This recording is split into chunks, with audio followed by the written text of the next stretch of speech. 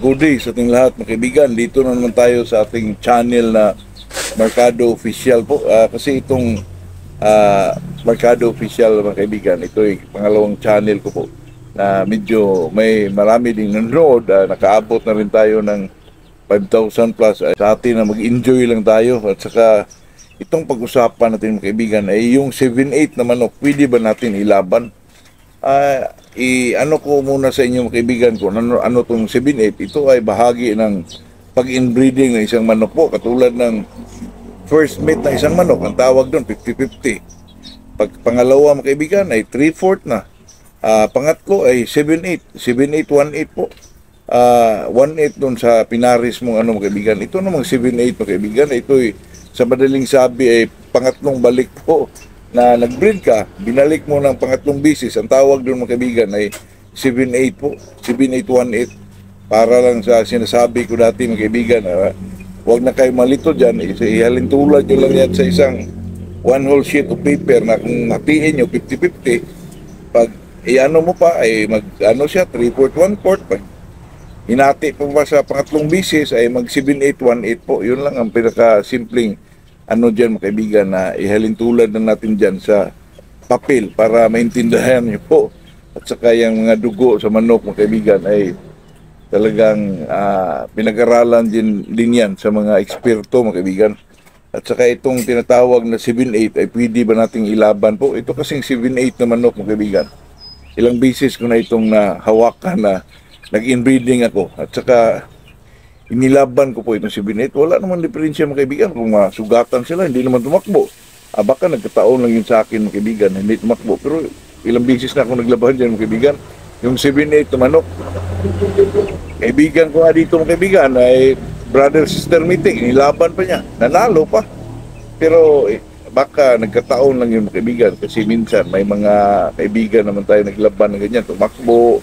Sa akin, hindi po nangyari yun. Yung 7-8 ko po, sweeter yun mga kaibigan kay Sir Biboy, na yung pusom niya, yung super sweeter niya, pusom naman yun. Pagdating ng 7-8 mga kaibigan, nakaano ko ng lalaki, nilaban ko, nanalo. Yung isa, hindi na nailaban kasi hiniram sa kaibigan ko, binibreeding niya po. Ako nakaibang ano na ko dyan mga kaibigan, yung na-inbreed talaga, yung pangatlong balik, nailaban ko pa, nanalo pa. Kaya 7-8 naman ako kaibigan, pag nanalo yan, yan ang maganda i-broodcock mo. Kasi 7-8, inbreeding siya, tapos ginawa mong broodcock, nanalo pa, mas maganda yung ganun. Kasi naman mga kaibigan, pag tayo bilang isang sabingiro po, maghanap talaga tayo ng medyo magandang manok at saka masahan natin na medyo yung mga offspring na lumalabas ay maganda talaga. Katulad ng dati mga kaibigan, yung yung pusom na ginawa kong ini-inbreed ko mga kaibigan, naano ko siya ng 7-8 pangatlong balik, tapos inilaban ko, nanalo. Itong mga nandito na pusom ko mga kaibigan, ay ito ko yung anak sa mga nanalo po. Saka binalik ko doon sa inbreed din na sa kabilang side po, sa inahin ni Sir Biboy. Kaya nakapagpuro tayo mga kaibigan, maganda ang resulta. Talagang madilaw yung mga sweeter dito na dito ko sa pusom po. Pero kunti lang ang i-ano ko mga kaibigan, kunti lang ang may palabas ko kasi isang inahin lang ito mga kaibigan. Isang inahin.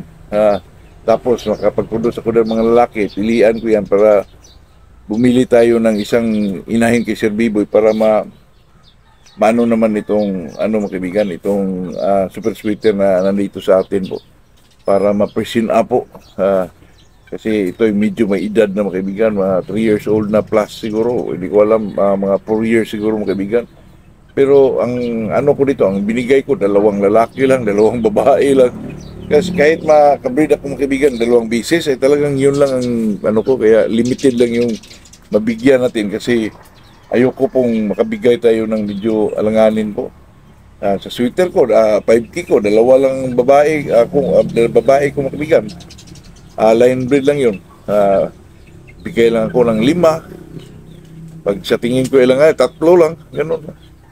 Kaya magpahulugan tayo mga kaibigan, mag-umpisa na naman tayo sa siguro mga yung dyan mga kaibigan, early bird siguro, mga September yun, October ba yun.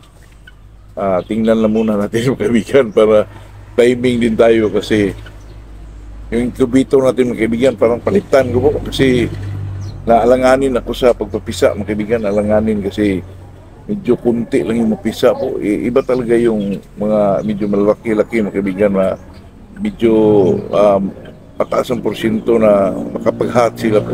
Itong ginawa kong mga kaibigan parang nakulangan ako sa mapisa naman mga kaibigan pero medyo maraming hindi mapisa po kaya bili tayo dun sa Luzon baka tingnan muna natin dun sa mga kaibigan Facebook kung pwede ba nilang ibiyahe po o magkano ang shipment mga kaibigan, tingnan natin kasi itong kaibigan, itong pinag-usapan natin na yung 7-8 na manok, pwede ba natin ilaban? Pwede po, experience ko yan mga kaibigan, pero kung gusto niyo ma-experience yan, itry nyo kasi itong nagamit kong 7-8 mga kaibigan talagang matapang pa po at saka mayroon lang silang medyo nanos katawan nila, hindi sila masyado malaki mga kaibigan kasi inbreeding, pero itong ginagamit ko okay pa rin po, talagang mabuka at saka may mga palo talaga.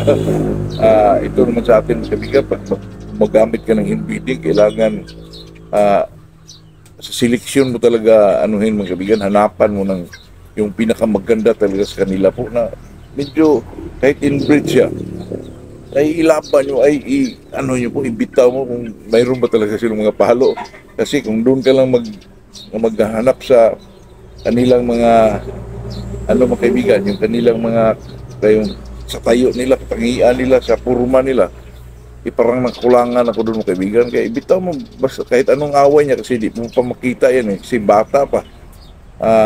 Basta may nakita ka, may mga palo, pwede na yun kasi ang manok naman 4 to 5 months mag-iba pa yan pagdating ng mga 11 months, 12, kasi pag bata pa mga kaibigan, marami pang mangyari yan. Marami pang mag-iba sa kanilang away po. Kasi ang manok ng mga kaibigan, kahit anong bloodline, pagdating nila ng 6 to 7 months old, yan ang away nila dyan. Pagdating nila ng 11 months, mag-iba na naman yan kasi medyo mag-mature na sila eh. Mayroon na yung lumalabas na yung timing, yung mga palo na accurate na.